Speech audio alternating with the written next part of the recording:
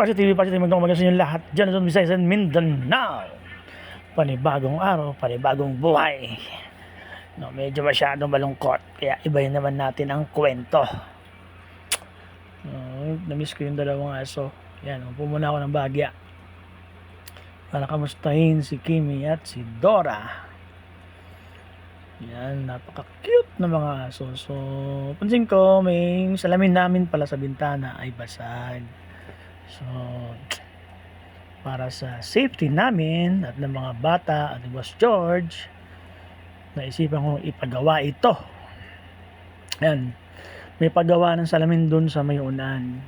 Dun din ito pinagawa na may-ari ng bahay, kaya doon ko rin siya mapapalitan ng salamin.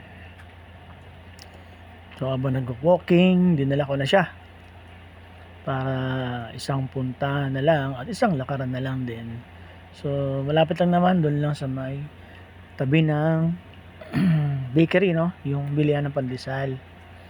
So kilala ko naman yung gumagawa doon ng salamin, kaya dinala ko at para papalitan ng salamin para bago magpasko ay gawa na siya.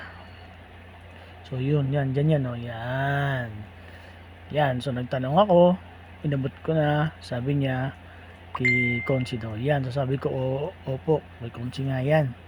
Sabi niya, sige boss, gawin ko to. Tinanong ko magkano yung presyo, hindi siya sumagot. Kaya sabi ko, babalikan ko na lang bukas.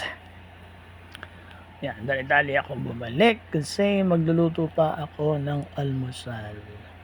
At maglilinis ng mga wiwi ng mga doggy.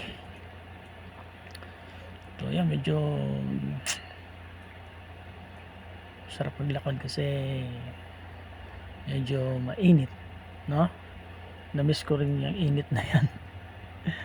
Kaya balitaan ko kaya bukas kung magagawa na siya para maikabit ko sa bintana namin, no, doon sa may harapan niyan, katabi ng pintuan. Kaya hanggang dito na lang. See you on my next vlog. God bless.